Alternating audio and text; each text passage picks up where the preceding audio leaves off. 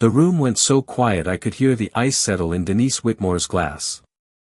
She was halfway through saying my name the way she always said it when she wanted it to sound like an accusation instead of a fact. Mara was standing near the end of the dining table with one hand pressed flat against the back of a chair, chin lifted, face pale in that deliberate way people look when they've spent too long rehearsing righteousness in the mirror. Her Aunt Celia had stopped cutting her sea bass. Her cousin Ben was staring at the tablecloth like if he kept his eyes down hard enough he wouldn't have to be a witness to whatever came next. And Jack, who had been silent for almost the entire dinner, reached into the inside pocket of his jacket, pulled out his phone, and said, "If we're going to lie, at least let's not lie in surround sound." Nobody moved. Denise blinked at him. Mara's mouth parted, then closed again. I knew that look on her face. It was not confusion. It was recognition. A flash of old memory crossing a newer, more convenient version of events. Jack unlocked his screen, tapped once, then looked directly at his sister. "You sent this to me on October 14, 2019, he said. At 11:43 p.m. You asked me if a man could sound this broken and still be pretending. I felt something cold move slowly down the length of my spine. Because I knew exactly what he was talking about before he pressed play. And judging by the way Mara's fingers tightened around that chair until the knuckles blanched white, she knew too. A second later, my own voice filled the room. Older, rougher, frayed at the edges in a way I hadn't heard in years. "Baby, if you hear this before I get back, don't let your mother turn my absence into a story. I'm not leaving because I don't love you. I'm leaving because I love you enough to hold the roof up before it caves in on all of us. I'm signing the papers, then I'm coming straight to you. I would burn every contract I have before I let you think for 1 second that you were ever second to anything in my life. Not work. Not pride. Not fear. Nothing. You are my home. Even now. Especially now." Denise's face lost color one hard inch at a time. Jack didn't stop the recording. My own voice kept going, low and urgent, carrying the exhaustion of a man who had been awake for 32 hours and was trying to keep his wife, his marriage, and a family that had never fully wanted him from collapsing all at once. Nobody at that table was ready for what came after the first line.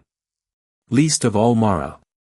3 minutes earlier, her mother had looked me straight in the eye over roast salmon, white candles, crystal stemware, and a dining room that had seen more staged apologies than honest conversations, and said, "Don't stand there acting wounded now." She told me the truth. You never loved her. You only loved being needed. And Mara, my wife of 11 years, the woman I had built a whole adult life around, had not corrected her. She had done worse. She had lowered her eyes for half a second, let that sentence hang in the room, then said, very softly, "Mom isn't wrong. I could have handled anger. Anger is loud. Anger tells on itself." What almost took my knees out from under me was the calm. That awful, measured calm people use when they have repeated a lie so often it starts wearing the shape of memory. I had been called controlling by people who used guilt like currency. I had been called cold by a family that treated tenderness as weakness unless it was wrapped in expensive packaging. I had been called ambitious, rigid, emotionally unavailable, difficult, severe, intimidating, impossible to read, and once, by Denise, the human equivalent of a locked office door. But never loved her. That one was different. That one reached backward. It tried to rewrite entire years of my life in a single sentence. Maybe that was why I didn't respond right away. Maybe that was why I just stood there at the far end of the table with my jacket still on, fingers curled around the envelope I had come to deliver, and looked from Mara to Denise to Jack, like if I kept my face still enough the whole scene might reveal where exactly it had broken beyond repair. The dinner had started an hour earlier as what Mara called a necessary adult conversation and what I should have recognized immediately as an ambush with linen napkins. She had texted me that morning, "Come by my mother's at 7. We should finish this face to face." Finish this meant the post-nuptial inventory, the final discussion about the apartment, the art, the storage unit in Ravenswood, and whether the house on Hermitage would be sold now or after the new year. It meant deciding what to do with the piano we never learned to play, the wedding silver we used twice, and the framed charcoal sketch of the brownstone we bought in our second year of marriage because back then we still thought objects could stand in for permanence. I almost said no. For the last 3 months I had learned that every conversation with Mara arrived wearing one name and meaning another. Closure meant blame. Honesty meant selective editing. Space meant an undeclared audition for a different life, one in which I existed only as a cautionary tale people referred to in hushed, flattering tones while pretending they weren't enjoying the spectacle. But my lawyer had told me to keep things civil where possible. And some part of me, the most tired part, the part that still couldn't quite accept that the woman who once called me from a Walgreens parking lot crying because she couldn't choose between 2 shades of nursery paint had become somebody who discussed dissolving our marriage with the emotional temperature of a hotel receptionist, wanted one last chance to believe there was still a core of truth under all this performance. So I went. Denise's house looked exactly the way it always had, restored greystone on Astor Street, front steps scrubbed to a saintly brightness, brass light fixtures polished to the point of aggression, curtains open just enough to advertise taste without revealing too much. The Whitmores had that old Chicago thing where they weren't East Coast rich enough to be casual about money, so everything had to communicate inheritance. The rugs had provenance. The oil portraits had family stories. The silver had initials from dead men who had failed upward through banking in an era when the city handed prestige to the right last names like party favors. When I married Mara, I thought I was marrying a woman, not a climate. That was youthful optimism. Denise opened the door wearing cream silk and disapproval. She took one glance at the envelope in my hand and said, "You're late, Adrian." It was 7:02. "Good evening to you too," I said. "We're not doing performances tonight." That was rich coming from a woman whose entire personality depended on staging. I stepped inside anyway. The house smelled like lemon polish, candle wax, and whatever caterer Denise was loyal to this season. Somewhere deeper in the house I could hear glassware, quiet music, the low blend of voices that said this was never meant to be the private conversation Mara had described. When Denise saw me register that, she smiled without warmth. "Family thought it would be helpful if things were transparent," she said. Transparent. That word almost made me laugh. What she meant was witnessed. What she meant was cornered. What she meant was if enough people sat at the table, the truth could be outvoted. Mara was in the dining room arranging papers into a stack that didn't need arranging. She looked up when I came in, and for 1 second I saw the woman I remembered. Not the one from our early years, not exactly. More like a flicker of the woman from the middle years, after disappointment had started etching itself into her but before she learned how to weaponize composure. Her hair was pinned back. She was wearing the dark green dress I'd bought her in Montreal on our 9th anniversary, the one she said made her feel like someone who still had options. That hit harder than it should have. Not because I missed the dress. Because I remembered who she'd been when she first wore it.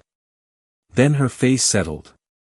"Hi," she said, in the tone you use for a contractor arriving to discuss foundation cracks. "You said face to face," I replied, glancing toward the table. "You forgot to mention an audience." I didn't want anyone misremembering what gets said. There it was. Even then. The language of preemptive defense.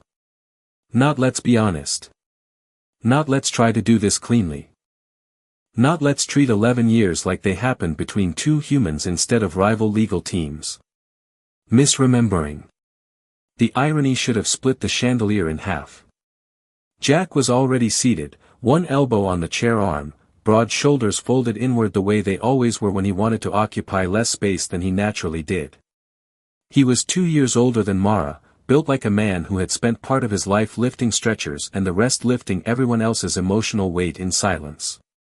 He had been a paramedic in his 20s, a fire lieutenant in his 30s, and now ran emergency planning for the city.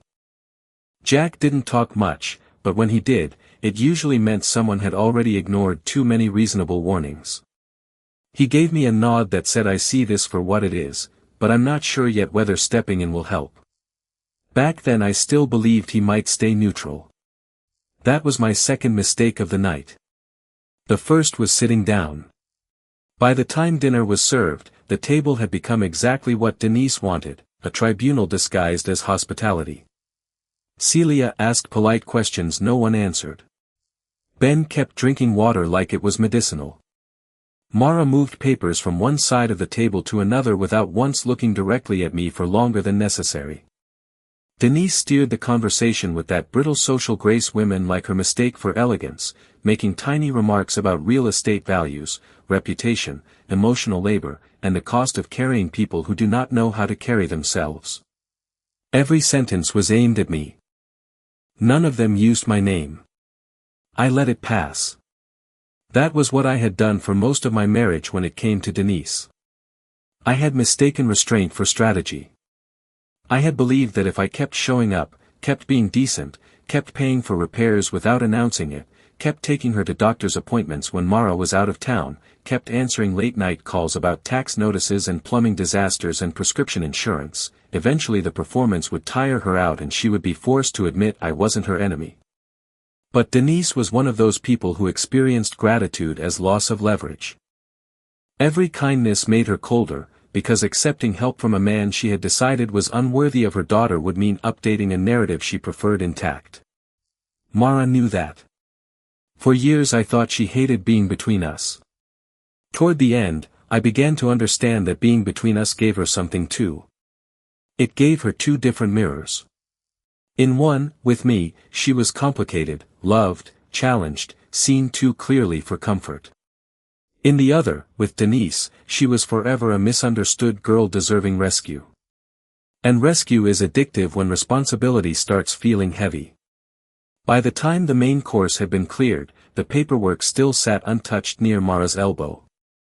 Which told me this had never really been about the paperwork. Then Denise placed her napkin beside her plate, folded her hands, and finally said what the whole evening had been circling. I want to understand something, Adrian. I almost admired the structure of it. The way a woman can announce war in the cadence of curiosity. I'm sure you do, I said. Her mouth tightened. My daughter spent 11 years shrinking around you. 11 years. And still you carry yourself as if you're the injured party here. Mara stared at the stem of her wineglass. I felt the old instinct rise in me, the one that always wanted to protect her even while she was standing somewhere between silence and betrayal. The instinct to answer gently. To de-escalate. To keep private things private. It is a dangerous thing, loving someone longer than they are actively protecting you. It trains you to participate in your own erasure. If there's something you want to say, Denise, say it cleanly, I told her. And she did. She leaned back in her chair, looked me dead in the face, and said, she told me the truth at last.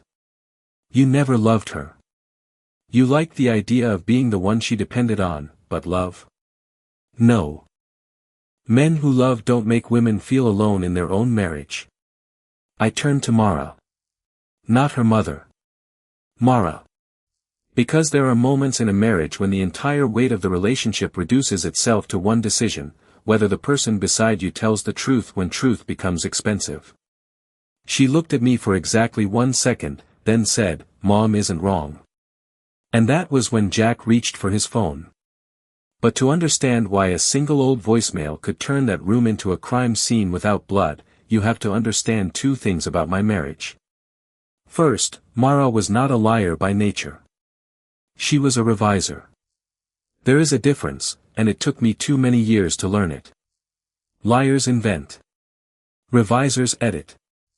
They take what happened, shave off the parts that make them feel small, soften the sections where they failed themselves, and sharpen anything that lets them remain the injured party. By the time they are done, the story still has enough of the original bones to sound true when spoken out loud, especially to people already predisposed to believe it. Second, Denise had been editing Mara's life long before I entered it. Not crudely. Not in ways that left fingerprints. Denise was too elegant for that. She didn't tell Mara what to think. She arranged the atmosphere so that certain thoughts bloomed more easily than others. She called control concern. She called criticism standards. She called interference love. The first time I met the Whitmores, Mara apologized to me in the car before we even reached the restaurant. "If my mother seems formal," she said, staring out the windshield, "just don't react to it. She needs time with people." "How much time?" I asked. Mara gave a tight little laugh. "Depends on whether she thinks they came from the right zip code." She was kidding. She wasn't kidding enough. At that point I was 32, running a boutique risk consultancy I had built from a 2-room sublease and a borrowed conference table with one short leg. I advised mid-sized construction firms on litigation exposure, labor disputes, safety failures, insurance structures, and the kind of operational negligence that turns one burst pipe into 6 lawsuits and a bankruptcy filing. It was not glamorous work, but it was real. Real enough to pay for my mother's condo in Bridgeport. Real enough to put my younger sister through nursing school without turning it into a family press release. Real enough that by the time I met Mara, I had begun to think I might finally stop living like every good month could still be an administrative error. Mara at 29 looked like someone who had been raised around beautiful things and still had not fully decided whether beauty was shelter or pressure. She had studied interior architecture, then drifted into boutique hospitality branding, the kind of work that required taste, diplomacy, and clients who confused invoices with emotional violence. She was funny in private, cautious in public, and very good at making vulnerable statements sound casual, as if sincerity was something she had to smuggle past her own defenses. We met at a benefit event neither of us wanted to attend. I was there because one of my clients had paid for a table and then caught pneumonia. Mara was there because Denise sat on a development committee and believed visible daughters reflected well on invisible ambitions. Mara found me near the auction display studying a sculpture that looked like a tax write-off in bronze form and said, "You have the expression of a man trying to calculate whether this room is deductible." I liked her immediately. Not in the dramatic way novels describe it. Nothing inside me exploded. It was quieter than that. A sense of recognition. Like meeting someone who had also spent enough of life performing competence that they had developed an appetite for the rare person in front of whom they did not have to. Our first year together was easy in the way early years can be when love still arrives before interpretation. We ate late dinners in kitchens too small for both of us.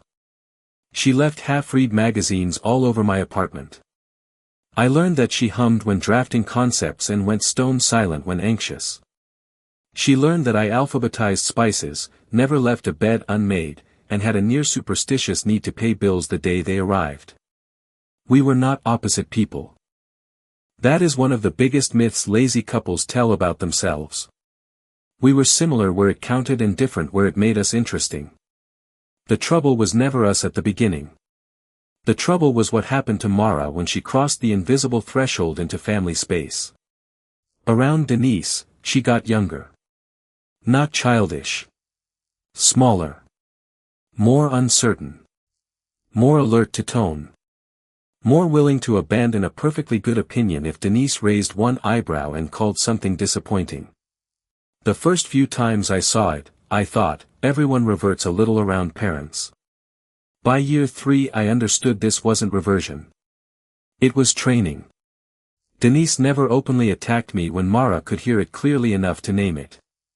She specialized in comments with deniability. Adrian works so hard. I do wonder when the body starts charging interest. Mara has always loved strong personalities. Some men are more comfortable fixing systems than feelings, but every marriage teaches us patience. If Mara challenged her, Denise sighed and claimed exhaustion. If I challenged her, she smiled as if I had just proven a point she hadn't had to state aloud. Jack saw it. He always saw it.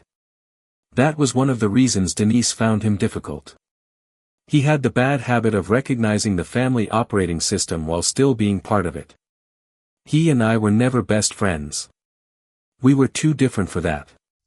But over the years a kind of working trust grew between us, built out of practical moments. The basement flood at Denise's house when Mara was in San Francisco. The night Jack called me from a city truck because Denise had locked herself out and refused to wait for a locksmith unless someone respectable was present. The Christmas Eve power outage when every Whitmore male relative vanished into decorative incompetence and Jack and I spent 2 hours in the snow tracing the problem to an overloaded exterior line while Denise kept bringing out candles as if ambience might restore electricity. He watched. He noticed who actually showed up. Mara noticed too, but noticing and using what you notice are different skills. We married after 3 years. Nothing catastrophic happened all at once. If anything, our marriage looked successful from the outside in exactly the way successful marriages often do right before they begin to corrode. We bought the house on Hermitage. We hosted. We traveled when schedules allowed. We had routines. We had pet names. We had friends who assumed we would always be one of those couples who stayed polished because both of us knew how to behave in restaurants.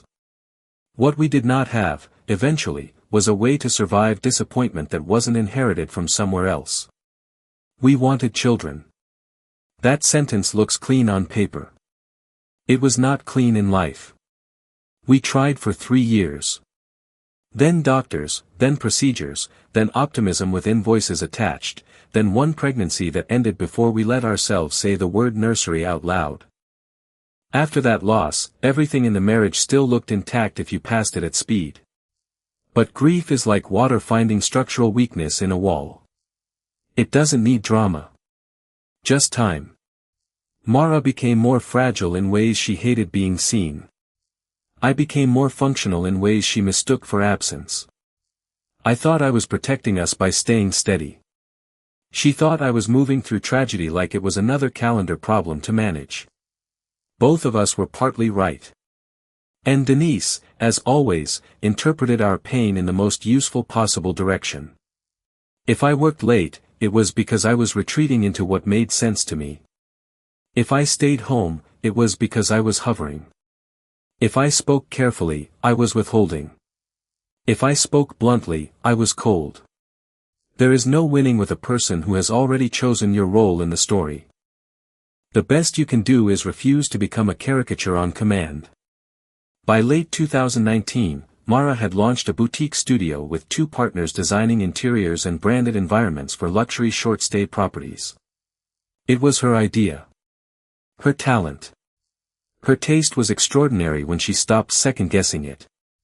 But one of the partners turned out to be reckless, the lease was overextended, and a major client in New York froze payment after a permitting issue dragged into litigation. Overnight, cash evaporated. Mara was humiliated. Not because businesses struggle.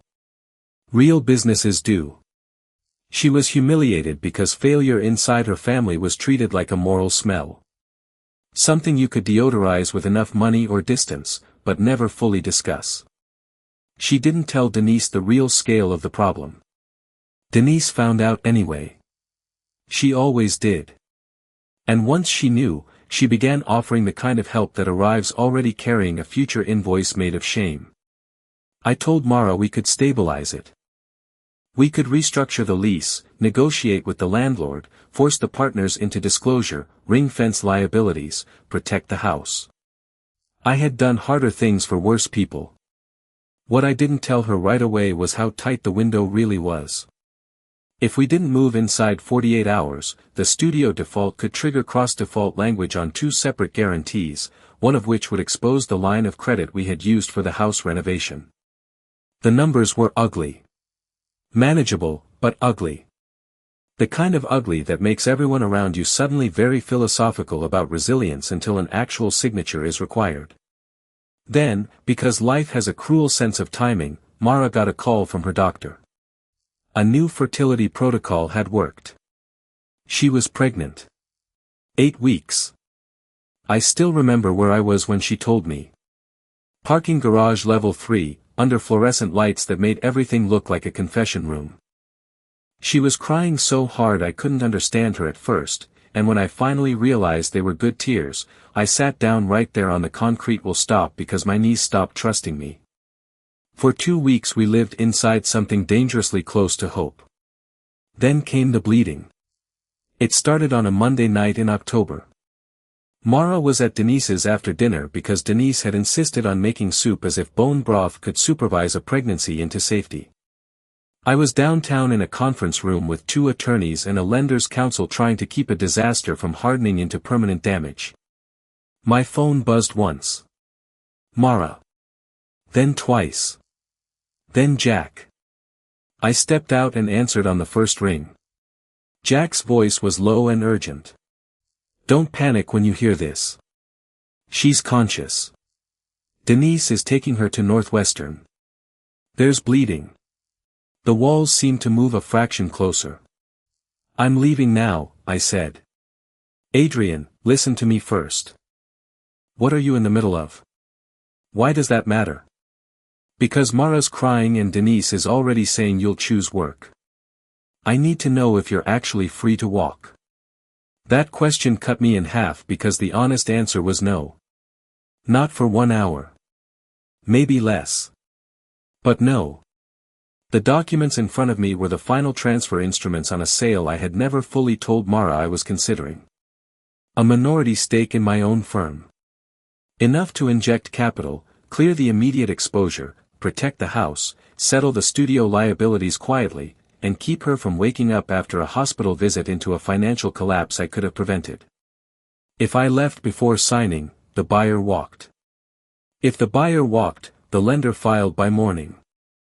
If the lender filed, Denise would know everything before sunrise, and Mara, bleeding, terrified, already convinced lately that I only knew how to love through logistics, would be handed the worst possible version of me wrapped in legal reality. I said, tell her I'm coming. I just need a little time. Jack went quiet for half a beat. Then, in a voice stripped of all sentiment, he said, then leave her a message she can replay after Denise starts translating your absence. That was the voicemail. I stood in that hallway with my hand braced against the glass wall and recorded it in one take. Not because I was eloquent. Because I was too scared to start over. There are moments in a life when you understand that the exact arrangement of words matters. Not in a poetic sense. In a forensic one. You know that something larger than the room you are standing in is about to be decided by what another person will later choose to remember about you. So I said everything I did not trust the night to preserve. I told her where I was. I told her why I couldn't walk out before the signatures were dry.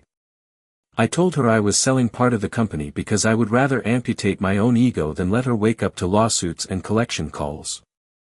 I told her the studio was not her failure, just bad timing and bad partners and a bad market meeting an already bruised heart. I told her if we lost the pregnancy, I would still be there. If we kept it, I would still be there. If she hated me by morning for not appearing fast enough, I would still be there. And I told her the one thing I had not said enough in a form she could keep. That I loved her in a way bigger than mood. That I loved her in a way that had action attached to it. That I was not choosing work over her. I was choosing the ugly, unphotogenic labor required to keep our life from splitting into public pieces. Then I sent the voicemail. I sent it to Mara.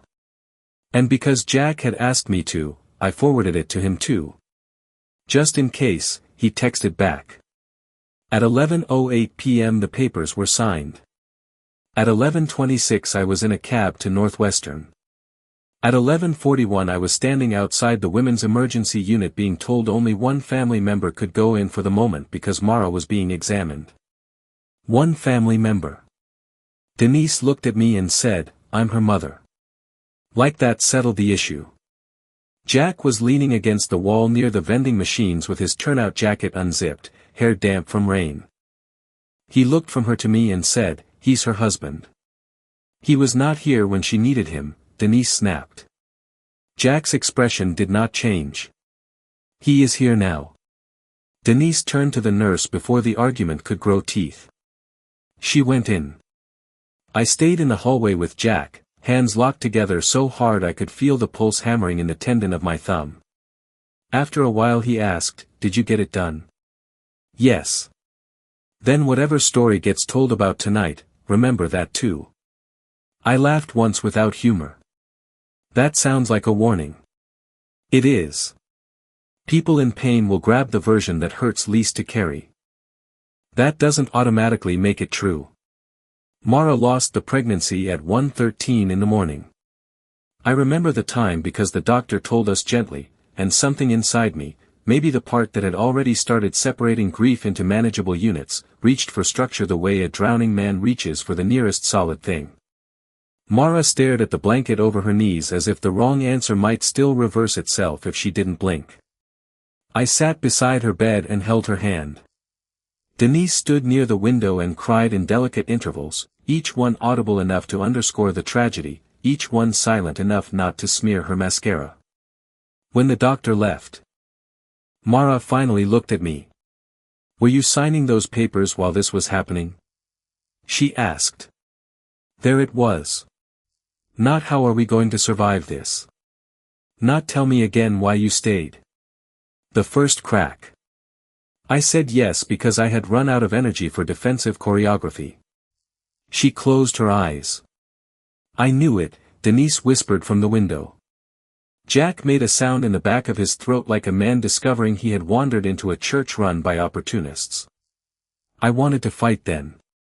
I wanted to explain every figure, every consequence, every humiliating practical reason I had chosen paperwork over panic for 48 necessary minutes. But Mara looked so emptied out that any argument would have felt like vandalism. So I let the moment pass. That was my third mistake. Because when you don't contest the first false version of a devastating night, it grows roots. For weeks afterward I became machinery. I handled the wind down with the studio. I forced the partners into disclosures they had been dodging for months. I negotiated a settlement with the landlord.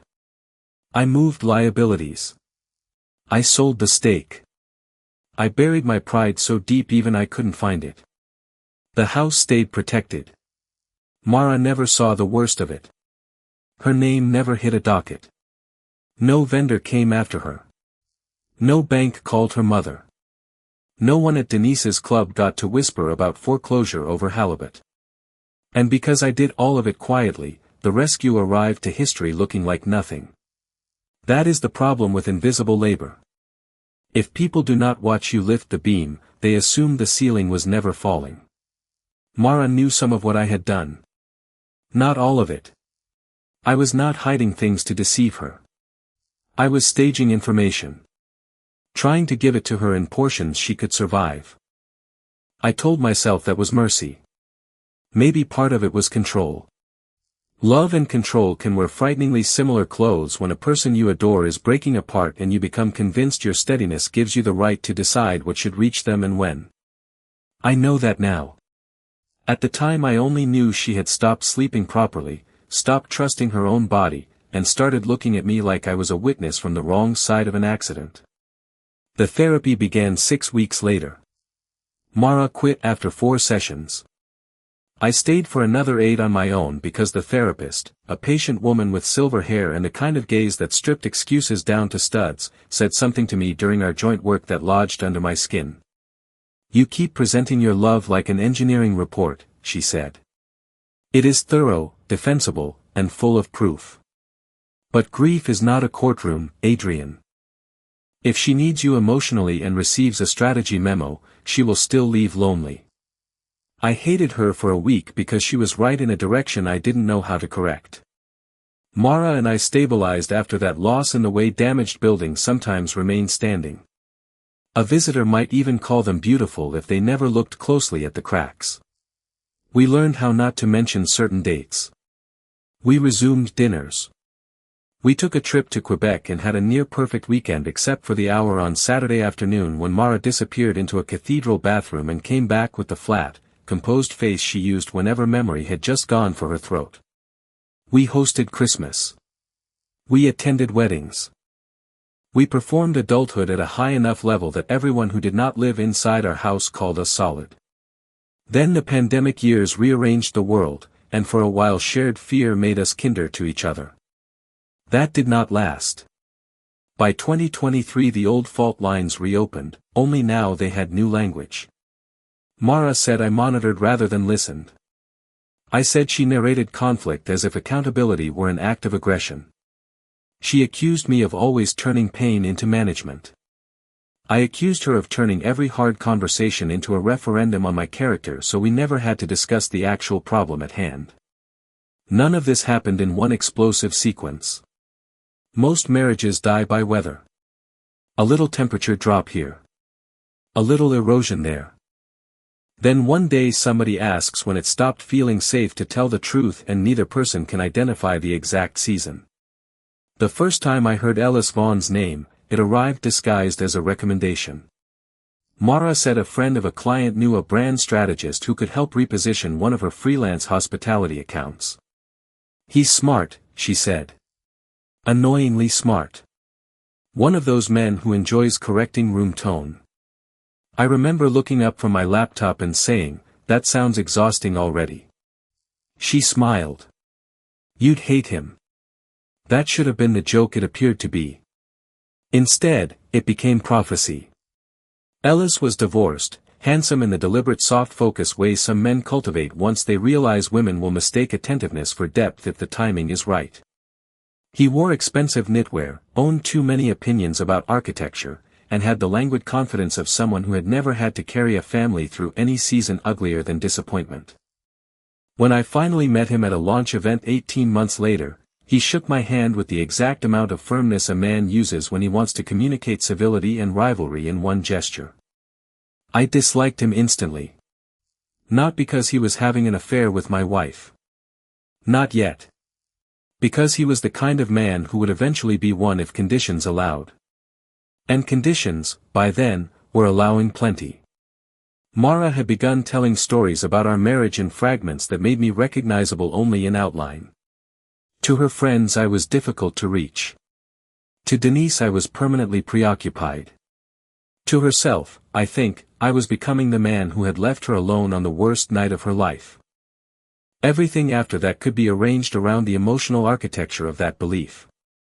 The human mind loves a central proof. Give it one unresolved wound and it will build a whole moral city around it. 3 months before she asked for space, I found the voicemail again by accident. I had changed phones twice since 2019. My archived messages lived in a cloud folder I only touched when legal or financial housekeeping demanded it. I was looking for a lender note connected to the old partial sale when the audio file appeared on screen with the date stamp. For a few seconds I just stared at it. Then I played it. I hadn't heard that version of my own voice in years. It sounded like a man standing on the thin edge between devotion and collapse. I sat at my desk and listened to the full message, then another time, then one more. By the end my throat hurt in that strange, humiliating way it does when grief returns wearing the shoes of evidence. I almost sent it to Mara then. I didn't. Partly because I knew what it would look like. An appeal. A defense exhibit. A man begging the record to correct itself. Mostly because love, even damaged love, can make you absurdly proud. I wanted her to remember on her own. I wanted whatever truth still existed between us to arise voluntarily, not because I forced it up under fluorescent light. That was my fourth mistake. People rarely rediscover the version of you they benefit from forgetting. The separation started in February. It was snowing that morning, slow fat flakes sticking to the iron fence outside our kitchen window. Mara was stirring coffee she had already sweetened, which meant she was buying time. I think I need to live somewhere else for a while, she said. I put my mug down carefully. For a while, I repeated. Don't do that. Do what? Make me define something I'm still trying to understand. There are sentences that tell you a marriage is in danger. There are other sentences that tell you somebody has already begun narrating the postmortem. That was one of them. I asked if there was someone else. She said no too quickly. Not quick enough to exonerate herself. Just quick enough to insult both of us. 2 weeks later I saw Ellis's name light up her phone at 11:17 p.m. while she was in the shower. I did not open it. I did not need to. I am not one of those men who confuse investigation with victory. By then I already knew I had either become a husband in a marriage too exhausted to survive or a supporting character in a better-lit story she was preparing to tell elsewhere. The affair, when it finally surfaced in full, was almost boring in its predictability. Not because betrayal is small. Because people like to believe their worst actions are unprecedented, when in fact most of them arrive following the same old roads: loneliness, flattery, selective honesty, private grievances polished into entitlement, then a final leap justified by a story in which the betrayer had no choice left but self-expression. When Mara admitted it, she cried. I want to be fair about that. She really cried. This was not theatrical. Not entirely. Shame was in the room. So was relief. So was a kind of angry exhaustion that made her look younger and harder at the same time. It's not just him, she said. It's what happened to me with you. I don't know how to explain this without sounding cruel. I stopped feeling loved a long time ago. I felt managed. I felt interpreted. I felt like you could solve anything except the part of me that was dying. That sentence stayed with me because of how much truth and cowardice it managed to hold in one body. There were parts one could admit. I had managed too much. I had mistaken provision for presence more than once. I had hidden stress to keep her calm and in doing so made my emotional life feel subcontracted. But stopped feeling loved a long time ago. No. That was one of Mara's revisions again. A total statement built from partial pain. More elegant than accurate. If you want to leave, I told her, leave honestly. Don't make me into a man who didn't love you just because it feels cleaner than saying I loved you imperfectly and you still chose someone else. She flinched when I said that. Which meant it landed somewhere true. Then Denise entered the separation like a consultant hired to maximize blame. Suddenly everything had a new interpretation. My reserve became emotional cruelty. My long work hours 5 years earlier became a pattern of abandonment. The night at the hospital became the symbolic key to all suffering. Denise spoke about that night as if she had been waiting for history to finally validate her reading of me. A man shows you who he is in a crisis, she told Mara at a lunch I was never supposed to know about. Believe that version. Not the one he markets after. Jack told me about the lunch later. Not all of it. Enough.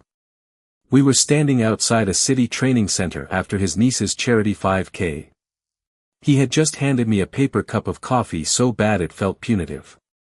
You should know, he said, not looking at me, Mom's been treating 2019 like it was a courtroom exhibit. I assumed as much. She keeps saying you chose contracts while Mara was losing your baby. I took a breath through my nose. I was preventing 3 other things from collapsing at the same time.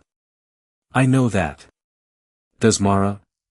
He finally looked at me then. Mara knows enough to know it wasn't simple. But complexity has never been Mom's preferred genre. I laughed once. And what's Mara's preferred genre now? Jack's mouth thinned. Whatever lets her survive herself. It was an unkind statement. It was also the most compassionate reading available. Months passed. Lawyers got involved. The house was evaluated. Objects became entries on spreadsheets. Our life, when translated into assets, looked almost insultingly tidy. What cannot be itemized becomes narrative. That was where the real war lived. By April, mutual acquaintances had started treating me with the careful sympathy people reserve for difficult men who have been judged without everyone admitting exactly what they heard. A woman at a fundraiser squeezed my arm and said, I hope you're both healing in the ways you need. That sentence means I have been told something about you that I lack the courage to state directly. I asked no questions. Questions only teach gossips to hide their sources better. Then one Saturday Jack came by my office unannounced. It was nearly 6. Most of my staff had gone home. The city outside the windows was turning that low blue Chicago gets in spring evenings when the lake is acting innocent after a week of wind. Jack stood in the doorway of my office holding 2 sandwiches and the expression of a man about to perform an unpleasant civic duty. "You still eat when stressed, or have you evolved past that?" he asked. "Depends on the sandwich." He tossed one onto my desk and sat. For a while we said nothing. The HVAC murmured overhead. Somebody in accounting laughed down the hall, then remembered it was after hours and stopped. Finally Jack said, "Mara played me something the night of the miscarriage." I looked at him. "My voicemail." He nodded. "She sent it after you forwarded it. Asked if you sounded sincere or if men can manufacture that kind of urgency when they're cornered." I stared at him for a long second. "And what did you say?" I said if you were performing, you deserved an Oscar and immediate psychiatric evaluation. Despite myself, I almost smiled. Jack didn't. She didn't answer. I kept it because I had a feeling that night would get rewritten. I leaned back in my chair slowly. The room felt suddenly too small for breath. "Why are you telling me now?" He took his time. "Because I thought they'd cool down. Because I thought divorce would make everybody uglier for a few months and then honest. Instead your mother-in-law has turned one terrible night into doctrine and my sister keeps letting her. And if this keeps going, eventually people will talk about your marriage as if love was never in it. That's a lie. Maybe not the only lie in the building. But a lie." I looked down at the sandwich wrapper in my hands. Turkey, mustard, rye. Jack always bought food like he was preparing for a weather event. "I don't want you using it," I said. He raised an eyebrow. "It's not your call. It's a private message to my wife on the worst night of our life." "Was your wife?" "Jack. Adrian, listen to yourself. You're still protecting the dignity of people who are auctioning yours in pieces." That hurt because it was true. "I don't want a spectacle," I said. "Neither do I. But I also don't want Mom standing in a dining room 6 months from now telling people you never loved my sister while everyone nods because it's cleaner than admitting 2 damaged adults broke each other in more ordinary ways." 6 months later, that was exactly the dining room we were standing in. And that was exactly what Denise said. Maybe Jack knows his family too well. Maybe all first responders do. Spend enough years arriving after impact and you develop an ear for the language people use before disaster becomes visible. Back in Denise's dining room, Jack let the voicemail run long enough for everybody to hear the parts Mara had spent years sanding down in her own memory. My voice on that recording was not graceful. It was too fast in places, ragged in others. You could hear the hallway echo. You could hear a door open somewhere behind me and a woman's shoes moving sharply across tile. You could hear me swallow once before I said the next part. "I know your mother already thinks this is proof that work comes first," the voice said. "Please don't let her do that to us. I'm fixing the thing that will sink the house if I don't. I'm fixing the studio before it becomes your shame to carry. I need 40 minutes, maybe less. Then I'm there. If we lose this baby, I lose it with you. If we keep this baby, I build around you. But I am not leaving you alone. I am doing the ugliest part first because someone has to." Nobody breathed. The house itself seemed to recoil. Denise shifted in her chair so abruptly the leg scraped the floor. "That proves nothing except that he knew how to talk," she said. Jack lifted one finger without looking at her, the universal signal for wait. Then the recording kept going. "And if she starts in on me before I get there, if she says I chose a conference room over you, don't believe it. I'm choosing what keeps you from waking up tomorrow to collectors, partners, and legal notices. I'm choosing to be the wall things hit before they get to you. I should have told you sooner how bad it got. That part is on me. But none of this, none of it, means I loved you less. It means I was scared and trying to hold together too many things at once.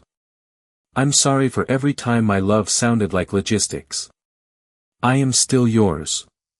I am on my way. By the time the file ended, even Celia was crying. Not dramatically.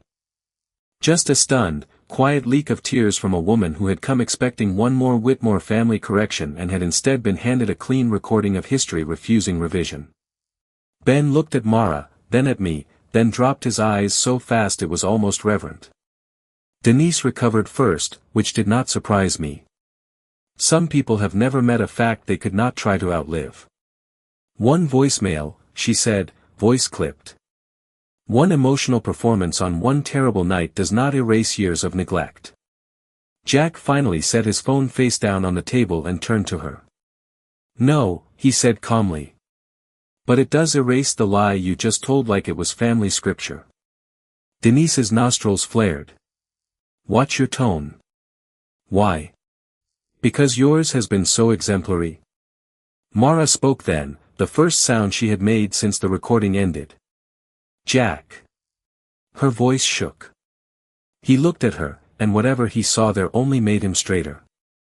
No, he said. You don't get to do that. You don't get to let her say he never loved you and then hide behind being overwhelmed when evidence says otherwise. You sent me that message that night. Remember? You asked me whether a man could sound that destroyed and still be faking it. You knew better then. Somewhere along the line it became easier to say he was cold than to admit you stopped trusting what love looked like if it didn't arrive wrapped in panic. Mara's face went white in sections. That is not fair, Denise snapped. Jack turned to her. What's not fair is letting one of the few men who ever actually carried this family through a crisis become the villain because it makes everybody else feel tidier. I felt every eye in the room move toward me, which was exactly the opposite of what I wanted. Vindication, when it finally comes, is often uglier than fantasy promises. It does not restore the thing you lost. It does not travel backward. It does not unteach betrayal. Mostly it just leaves a different kind of silence where the lie used to stand. Mara sat down slowly. Until then I had not realized she had remained standing through most of the playback, one hand still gripping the chair as if she needed wood under her palm to keep from falling into the years all at once. I never said you didn't love me in every way, she said quietly, and the sentence was so transparently engineered for survival that even she seemed ashamed of it halfway through. I said I stopped feeling it. Denise seized it immediately. Exactly. There's a difference, Adrian, between your idea of devotion and what a woman actually experiences in a marriage. That was when I finally spoke. Not loudly. If anything, my voice came out lower than usual. It always does when the anger has already passed through fire and come out colder. You didn't say I failed to love her in the language she needed, I said, looking directly at Denise. You said I never loved her. Those are not remotely the same accusation. One is a tragedy.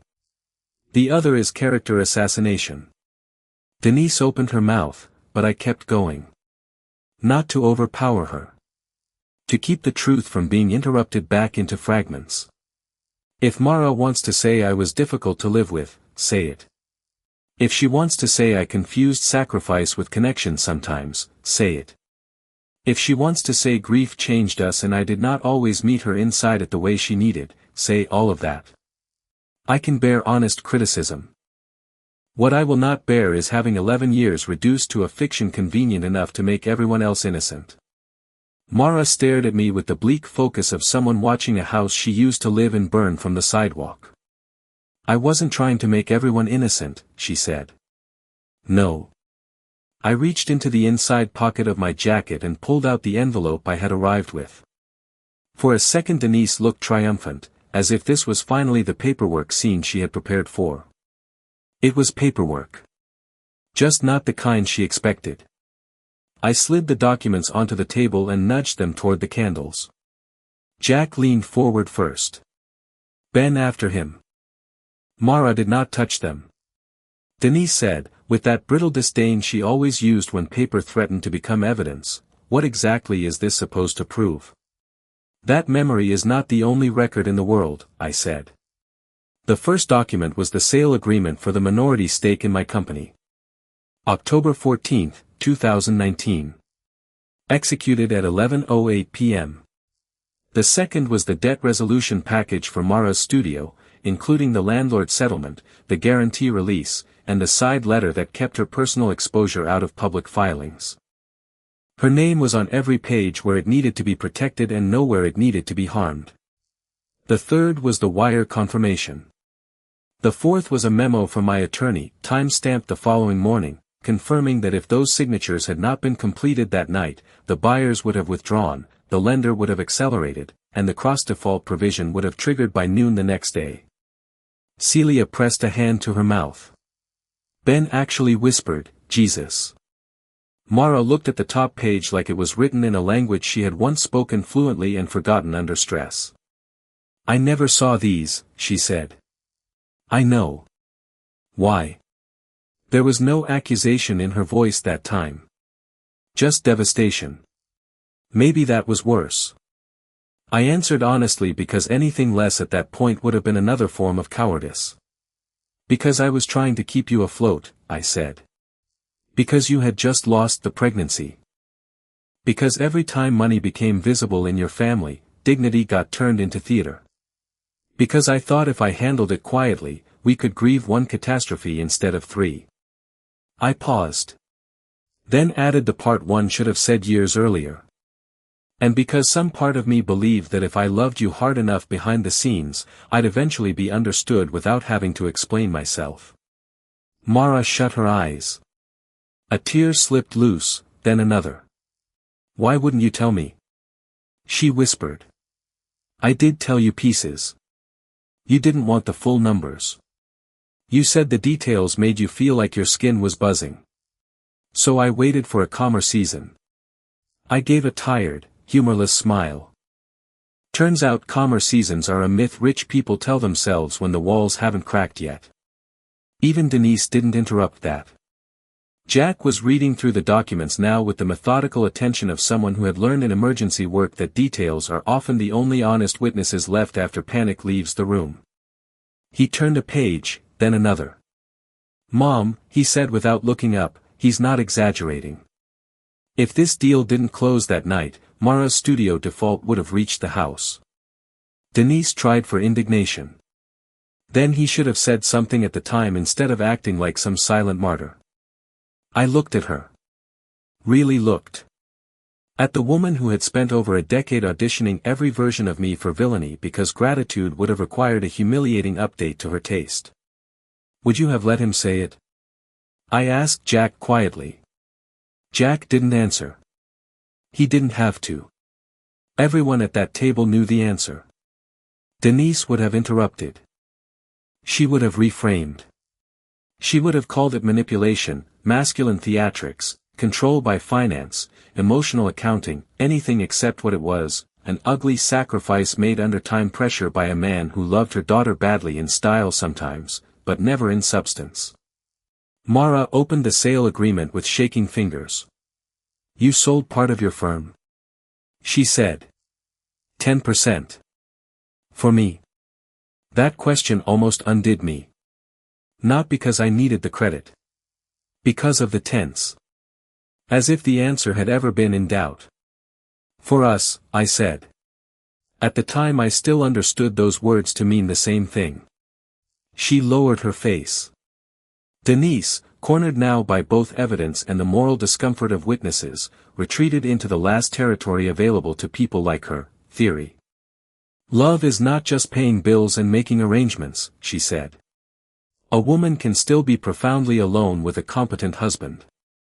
"Yes," I said. "She can." And if that had been the accusation tonight, we would have been having a different conversation. But that is not what you said. You said I never loved her. That wasn't interpretation. That was libel with salad forks. Ben barked a laugh before he could stop himself, then froze when Denise turned toward him. Celia, to my enduring astonishment, said softly, "He's right, Denise." The room shifted. Not dramatically. Just enough to register that power had changed corners. All families have an internal weather system. One person speaks, everyone else adjusts umbrellas. Another speaks, and storm protocol changes. Denise had ruled by certainty for so long that disagreement inside her dining room felt almost sacrilegious. She stared at Celia. "You barely know what happened in their marriage." "Neither do you," Celia said. "That's the point. None of us do. But we know what you just claimed, and it isn't consistent with what we heard." Denise looked at Mara for rescue. "That may have been the most naked moment of the night. Not mine. Hers." Because for the first time in years, Mara had to choose in public whether she would continue inhabiting the version of events that protected her from guilt or step toward the truth and let it wound everyone equally. She sat very still. Then she said, barely above a whisper, "I knew about the voicemail." No one moved. Jack leaned back. Denise went rigid. I felt something in my chest lower a fraction, not relief exactly, but the heavy click of a long-disputed fact finally entering the record. Mara swallowed.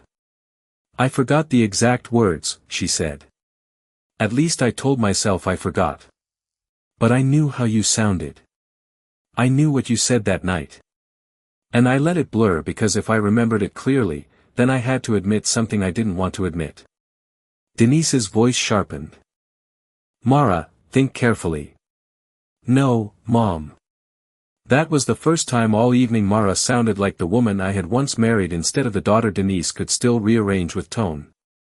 She turned toward me, and the grief in her face was not the grief of a wife betrayed. It was the grief of a woman catching herself in the act of becoming somebody she never thought she'd be. "If I remembered it clearly," she said, "then I had to admit that you did love me. Maybe not perfectly. Maybe not in a way that always reached me. But you did. And if that was true, then I couldn't tell the story the way I needed to tell it to live with everything that came after."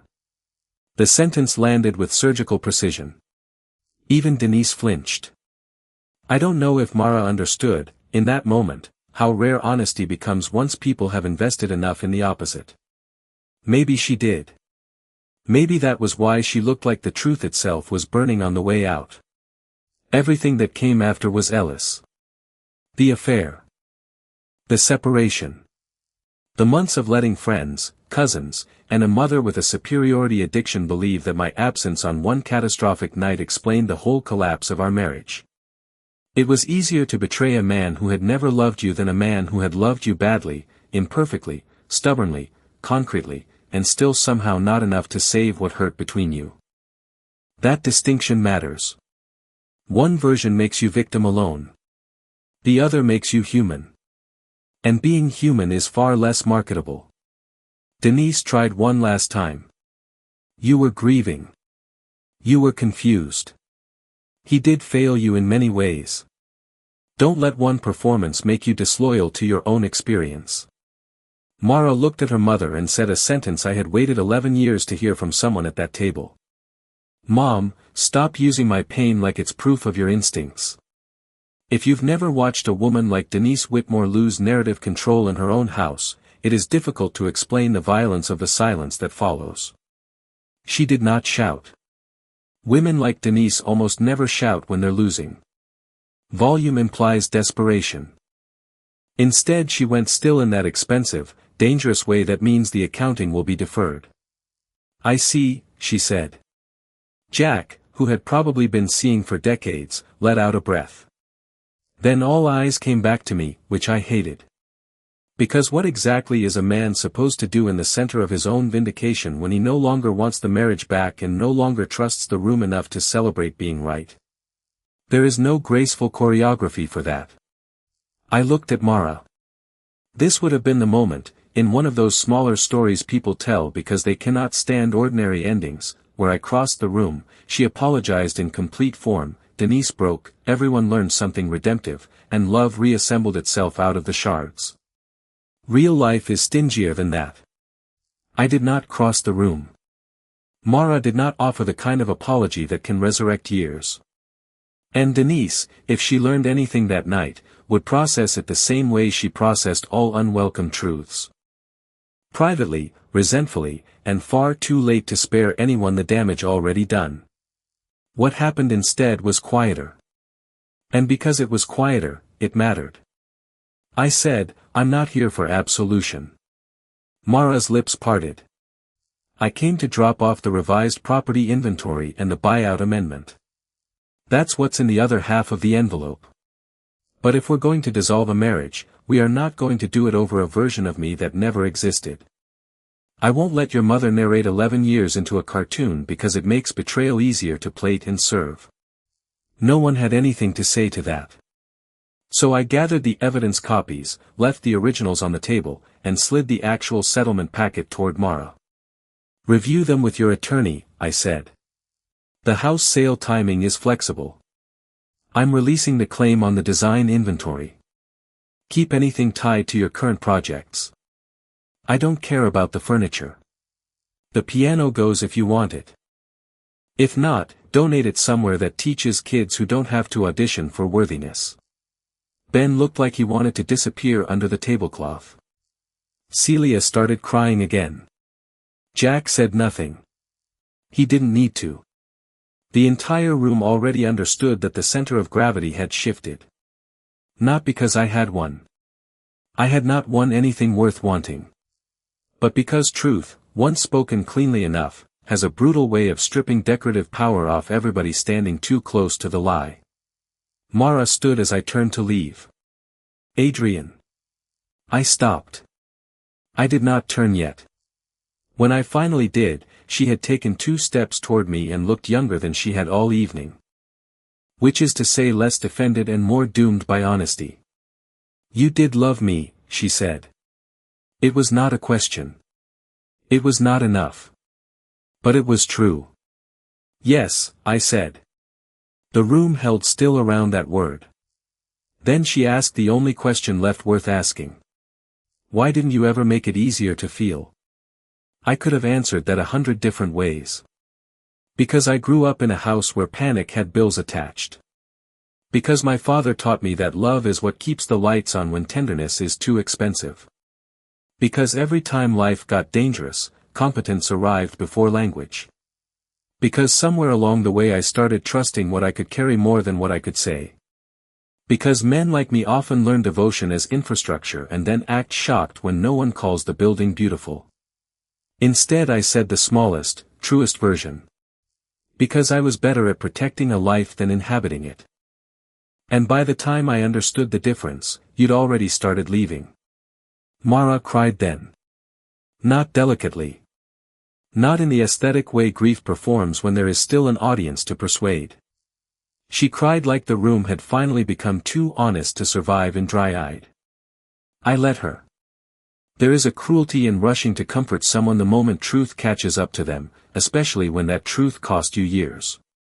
Denise stood too, perhaps out of instinct, perhaps to resume control. This has gone far enough, she said. Jack actually laughed. That's the truest thing you've said all night, he replied. I left before the room could reorganize.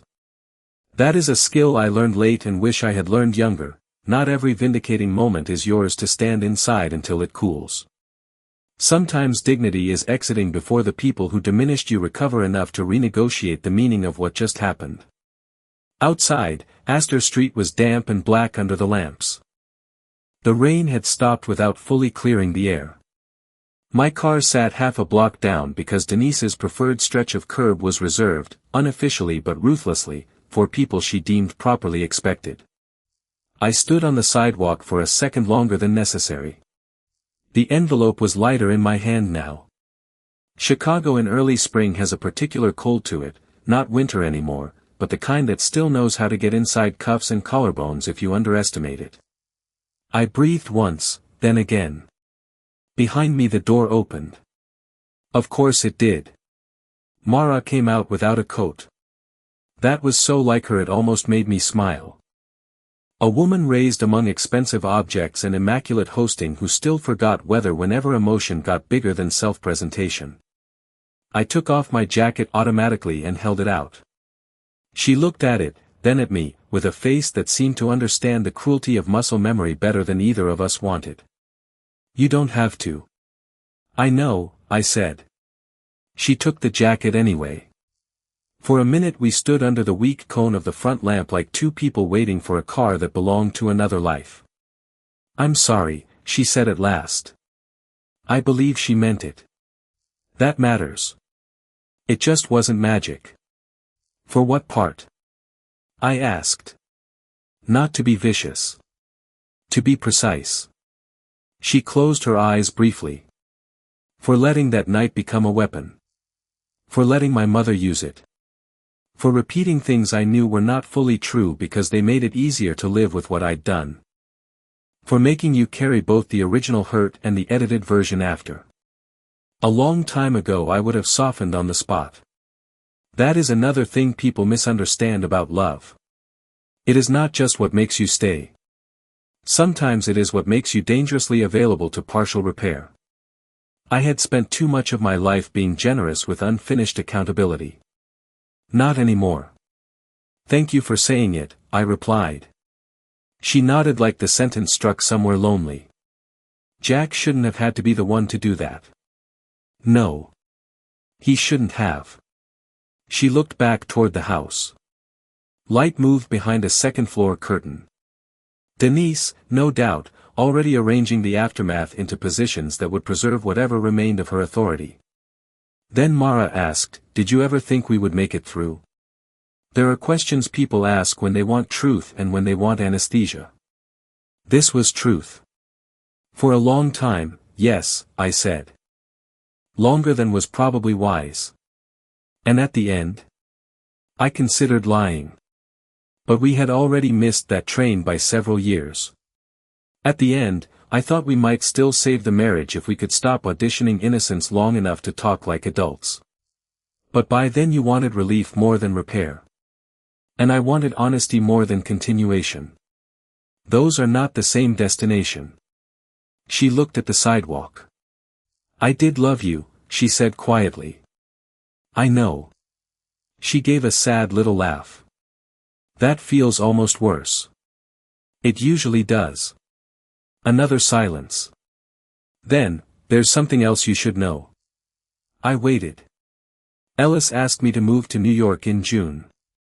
I had suspected something like that. Not because I was clairvoyant. Because men like Ellis do not conduct affairs indefinitely in the humble key. Eventually they want the narrative dividend. The public version.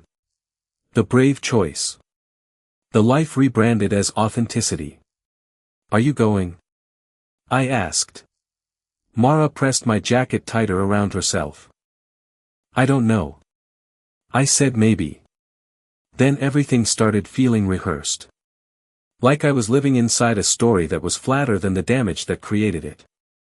I almost told her that was because affairs are built in rooms where complexity has been declared bad manners. I almost told her Ellis probably loved the version of her that arrived pre-edited and morally lit from the front. I almost told her she would eventually discover that being chosen by someone during your weakest ethics is a poor foundation for admiration. But some lessons charge more interest when learned firsthand. So I only said, whatever you do next, do it without making another person simpler than they were so you can stand yourself more easily. That landed. I could tell because she took a breath like the air itself had edges. You really are done, she said. I looked down the block toward my car, then back at the woman I had loved through optimism, disappointment, grief, habit, fury. And finally clarity. Yes, I said.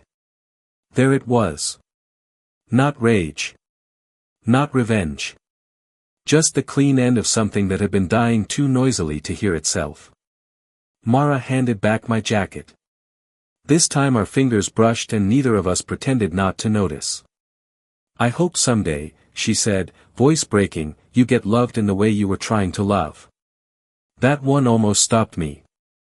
Because it was wise. And because wisdom arriving after ruin is one of the crueler forms of timing.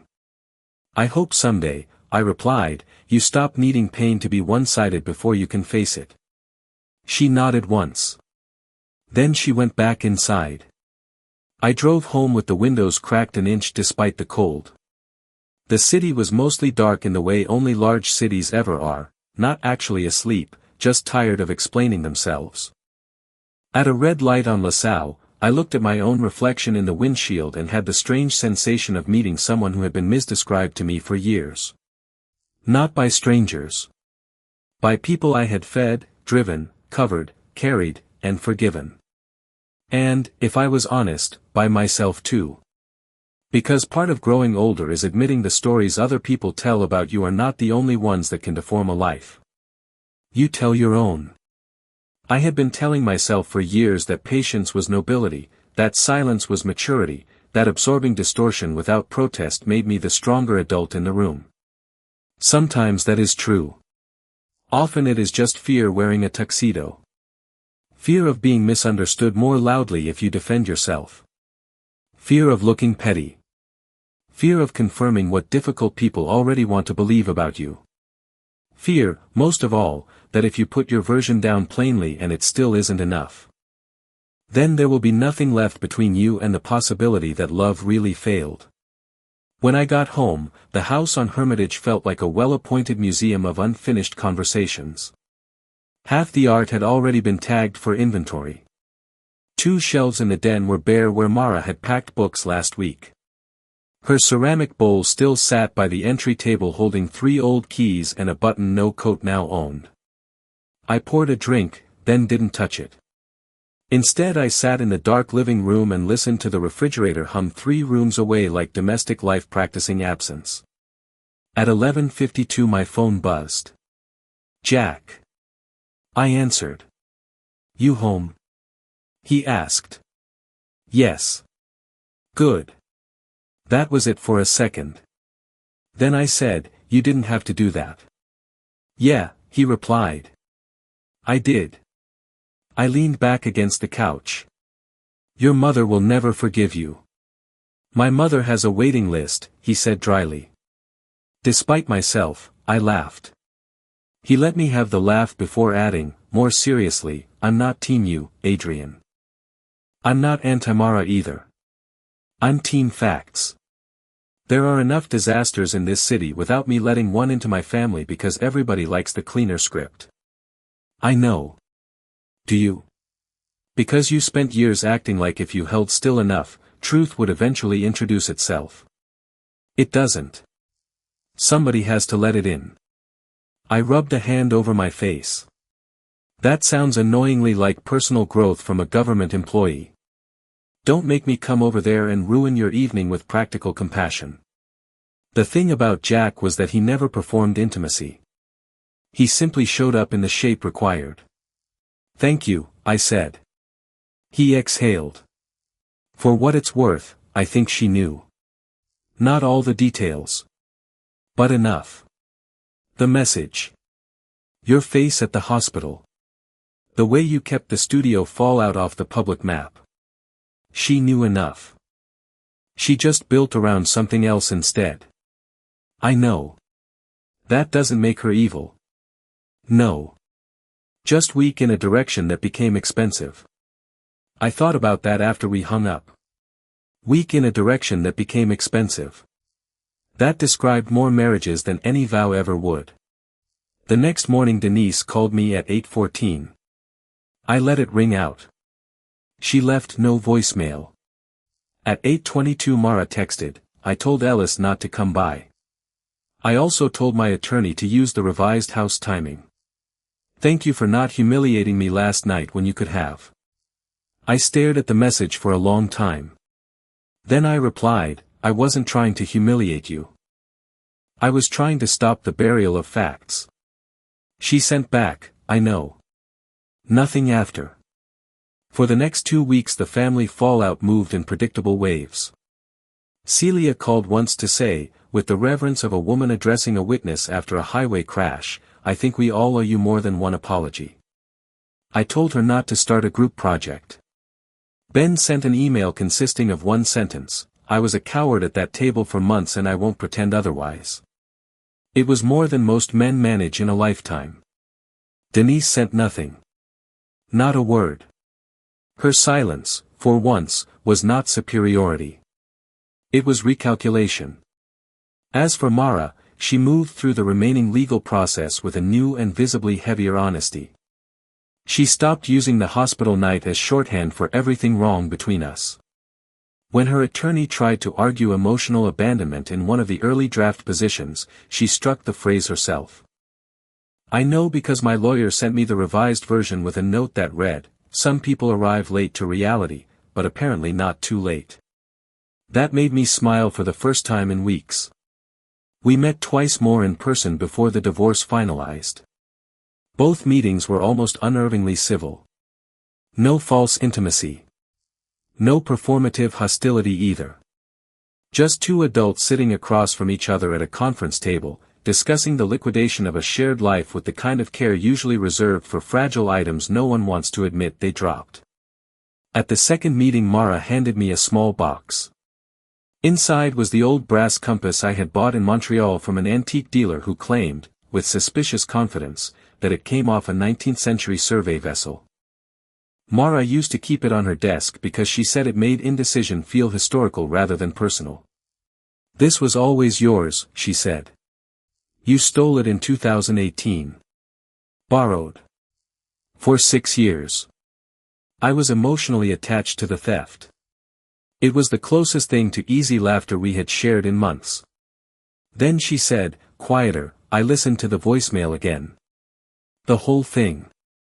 Alone this time.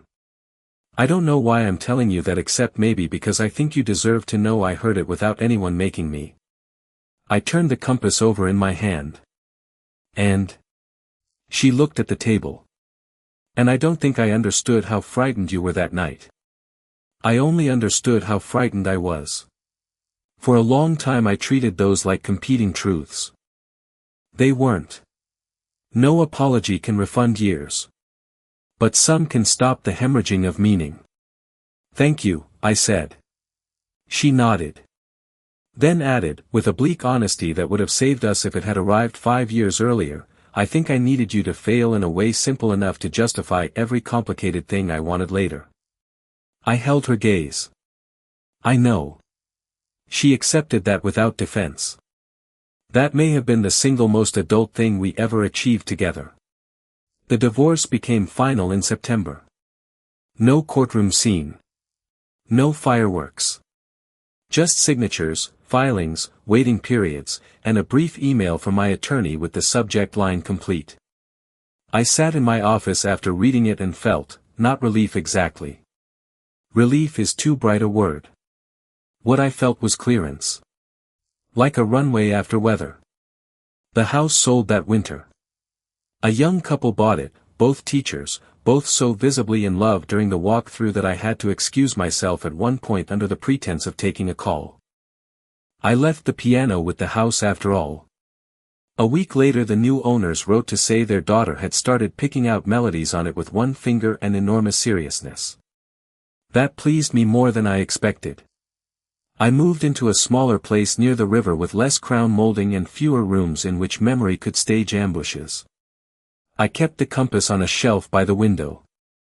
Jack came by once with takeout and stood in my kitchen evaluating the cabinets like a city inspector assigned to emotional zoning.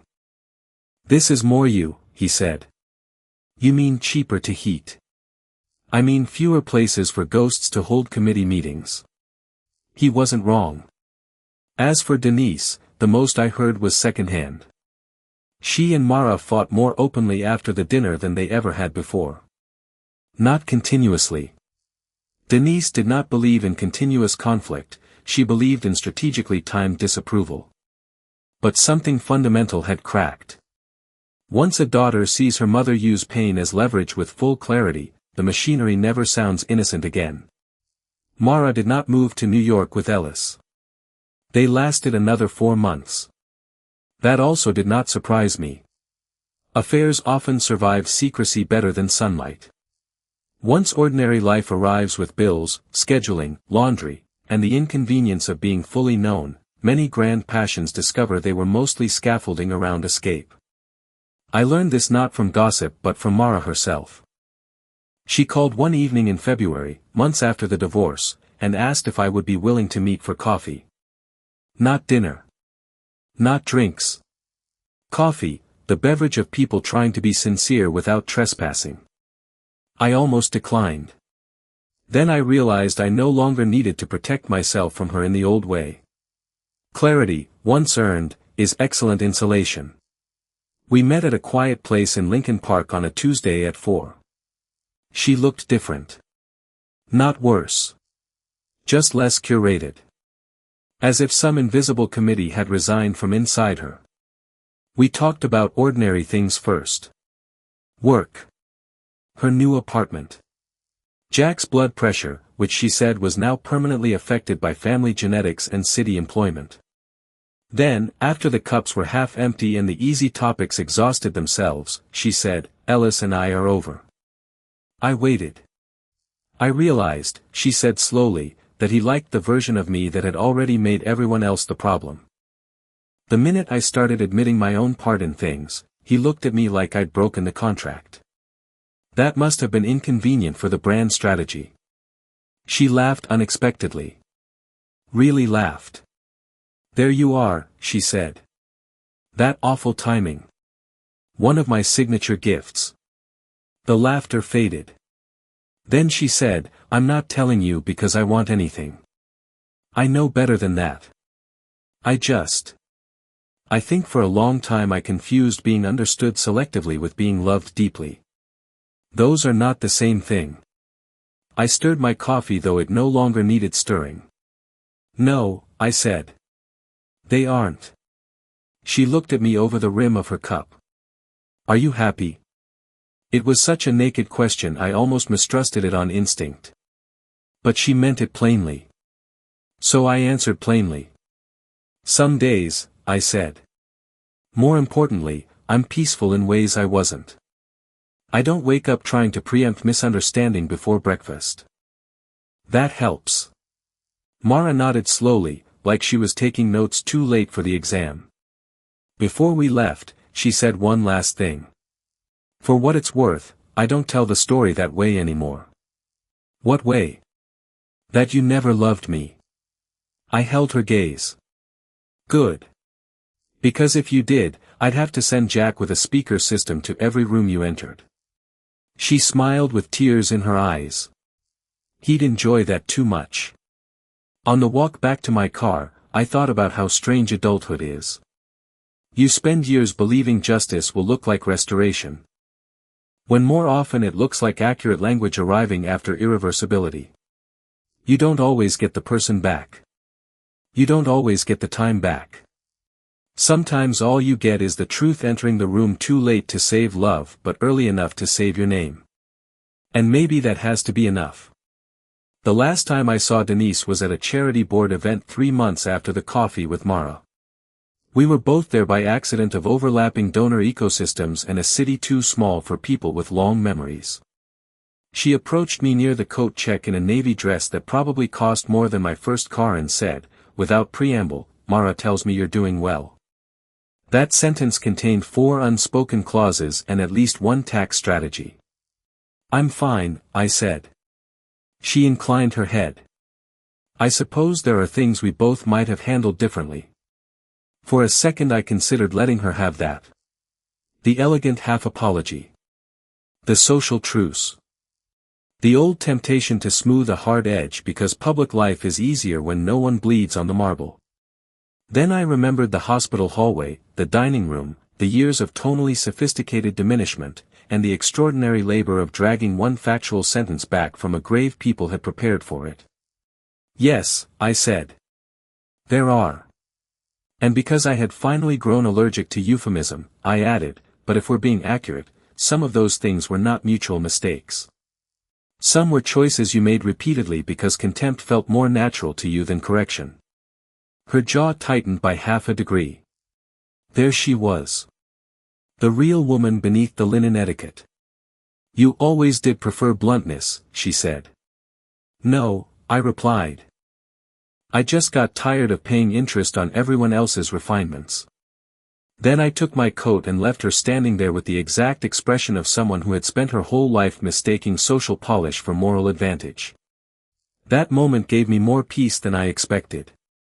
Not because I wounded her. Because I didn't protect her from the truth anymore.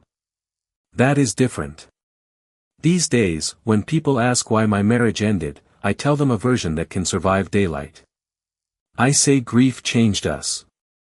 I say I loved a woman I did not always know how to reach. I say she loved me too, but not strongly enough to keep truth intact once other hungers entered the room. I say her mother mistook suspicion for wisdom and trained a whole family to follow certainty over nuance. I say a marriage can die even when love was present if pride, shame, and revision get there first. And if they ask whether I was angry about the affair, or the lie, or the years it took for the record to be corrected, I tell them anger was part of it, yes. But anger burns fast. What lasted longer was the shock of hearing people discuss my life as if devotion only counted when performed in the dialect they respected. That changed me. For the better, I think. I say things sooner now. I explain less to people committed to misunderstanding, but more to the ones who matter before silence starts impersonating strength. I do not confuse rescue with intimacy the way I used to. I do not call endurance a virtue when it is really just fear of confrontation dressed well. And I never again let one terrible night be translated by the person most invested in using it. A month ago I was cleaning out an old digital archive when I found the voicemail again. I stood in my office, winter light coming through the window in pale slashes, and listened to the full recording from start to finish. This time I did not hear a man failing. I heard a man in over his head, yes. A man shaped by competence to the point of emotional distortion. A man who mistook silent sacrifice for a language everyone could naturally read. But I also heard a man loving with everything he had, however imperfectly translated. That matters. Not because it changes the ending. Because it changes the accusation. And sometimes that is how dignity returns. Not through reunion. Not through punishment. Just through the clean, unmistakable proof that whatever else you were, whatever else you failed to be, you were not the thing they called you. If I've learned anything worth keeping from all of this, it's that truth has terrible timing but immense stamina. You can bury it under grief. You can dress it in better language. You can seat it at the far end of the table and hope the candles and china distract from the shape of it. But if it's real, if it has weight, if someone somewhere kept the record when everybody else was busy protecting themselves, then eventually it will speak. And when it does, the room will tell on itself. That night at Denise's, the room finally did. Not because I gave a speech. Not because Mara collapsed into my arms. Not because justice arrived wearing thunder. But because a man who had spent years walking into burning buildings for strangers understood before the rest of us did that memory is not reliable enough to be left unaccompanied. Jack pressed play. And the lie ran out of oxygen.